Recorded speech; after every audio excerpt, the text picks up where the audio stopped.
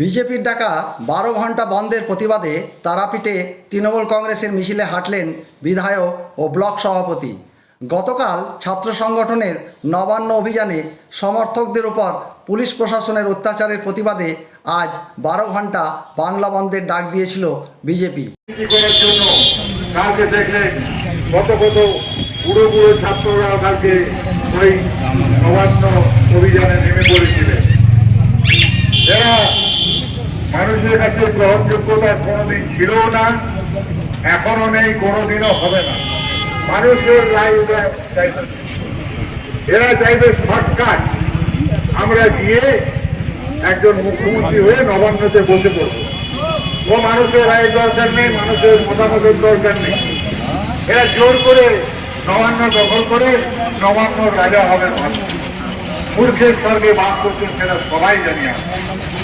আজকে আমাদের এখানে এই যে তারাপীঠের বুকে আমরা যে মিছিলটা করলাম, দেখলাম প্রতিটি জায়গায় প্রতিটি দোকান খোলা, প্রতিটি মানুষ, যত পুণ্যার্থীরা দ্বিগুণ উৎসাহে আজকে তারাপীঠে এসছে।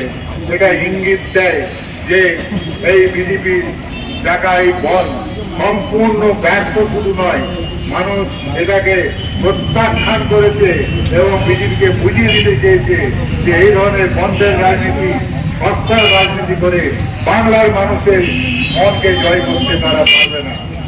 আজ বুধবার তারই প্রতিবাদে তৃণমূল কংগ্রেসের পক্ষ থেকে একটি মিছিল বের করা হয় বীরভূমের রামপুরহাট 2 নম্বর ব্লকের তারাপীঠে। মিছিলটি বের করা হয় এই যে বাংলা বন্ধে ডাক দেওয়া হয়েছে বিজেপির পক্ষ থেকে, সেটি যেন সমর্থন না করে সাধারণ মানুষ। তাই আজ তৃণমূল কংগ্রেসের পক্ষ থেকে একটি মিছিল বের করা হয় তারাপীঠ থানার দলীয় কার্যালয় থেকে এবং তারাপীঠ পরিক্রমা করার পর মিছিলটি তৃণমূল দলীয় কার্যালয়ে 3 মাথা মোড়ে শেষ হয়। সেখানে কিছু পথসভা করার পর শেষ হয়।